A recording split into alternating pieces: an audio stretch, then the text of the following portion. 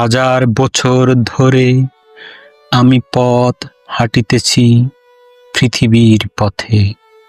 সিংহল সমুদ্র থেকে নিশীথের অন্ধকারে মালয় সাগরে।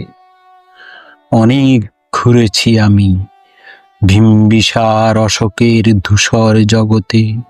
সেখানে ছিলাম আমি আরো দূর অন্ধকারে বিদর্ভ নগরে। আমি ক্লান্ত প্রাণে চারিদিকে জীবনের সমুদ্র সফেন। আমারে দুদণ্ড শান্তি দিয়েছিল নাটোরের বনলতা সেন। চুল তার কবেকার অন্ধকার বিদিশার নিশা, মুখ তার শ্রাবস্তির কারুকার্য, অতি দূর সমুদ্রের পথ।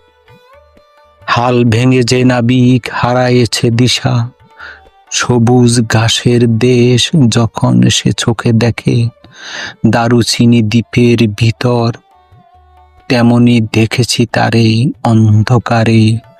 বলেছে সে এতদিন কোথায় ছিলেন, পাখির নীড়ের মতো চোখ তুলে নাটোরের বনলতা সেন। সমস্ত দিনের শেষে শিশিরের শব্দের মতন সন্ধ্যা আসে, ঢানার রৌদ্রের গন্ধ মুছে ফেলে সিল। পৃথিবীর সব রং নিভে গেলে পাণ্ডুলিপি করে আয়োজন, তখন গল্পের তরে জোনাকির রঙে ঝিলমিল।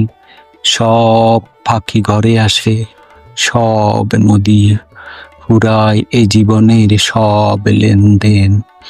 থাকে শুধু অন্ধকার মুখোমুখি বসিবার বনলতা সেন।